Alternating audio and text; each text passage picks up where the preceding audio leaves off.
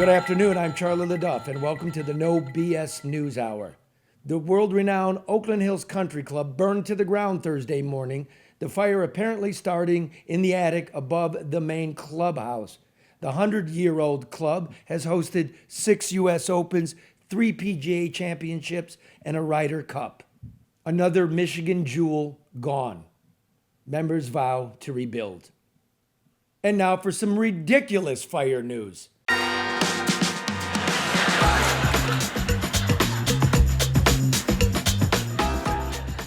A crew of Detroit firefighters went to a bar last Friday night in neighboring Melvindale, 3 miles away.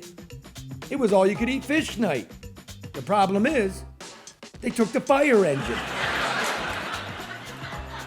The on-duty crew from Engine 48 parked on a busy street out front of the bar where parking's not allowed. A citizen called 911 to report the firefighters drinking. The cops showed up. Then the chief of department showed up. "We've got a winner," the chief is said to have uttered after getting a whiff of the inebriated engine operator who blew a .12. Nothing to see here.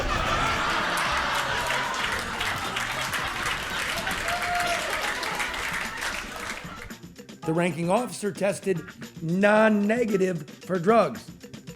Whatever that means. He's scheduled for a second test. The episode comes in the wake of the inebriated fire captain last year who launched his department vehicle airborne and came to arrest dangling over a highway overpass, and a drunk firefighter fresh from a party at the firehouse who, responding to an emergency call, smashed a neighbor's car.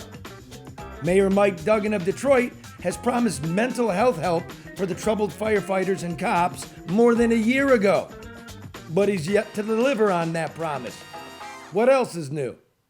Bottoms up!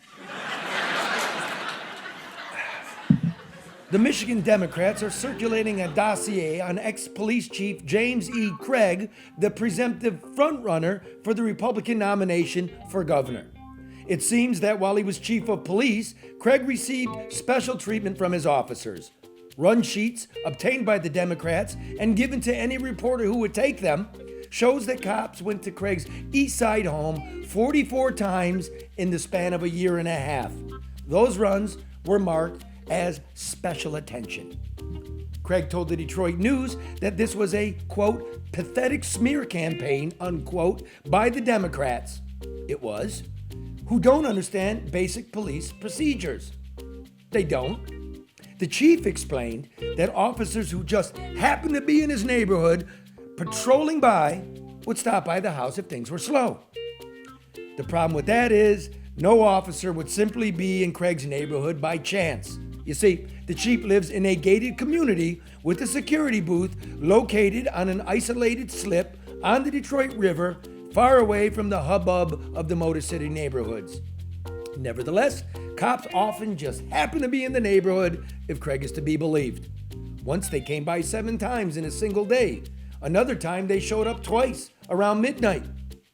Now, what is located by Craig's Seaside Shangri-La is Sinbad's waterfront restaurant and marina.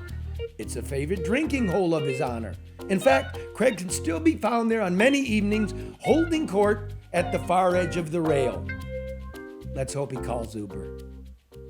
And finally, Michigan has ended its mask advisory for all public settings, including schools, Governor Gretchen Whitmer announced Wednesday. This comes after Madam Governor was spotted at a Saginaw event this week without a mask, and after a who's who of celebrities and superstars were seen partying up at the Super Bowl with naked faces. Still, local school districts will have the ultimate choice in Michigan to drop mask mandates in the public schools, thus pushing the COVID culture wars out of sight. The state health department still recommends universal masking in long-term care facilities and nursing homes, unless, of course, you're dead. If you're dead, you'll be lucky to be counted. And that's your news. I'm Charlie LeDuff.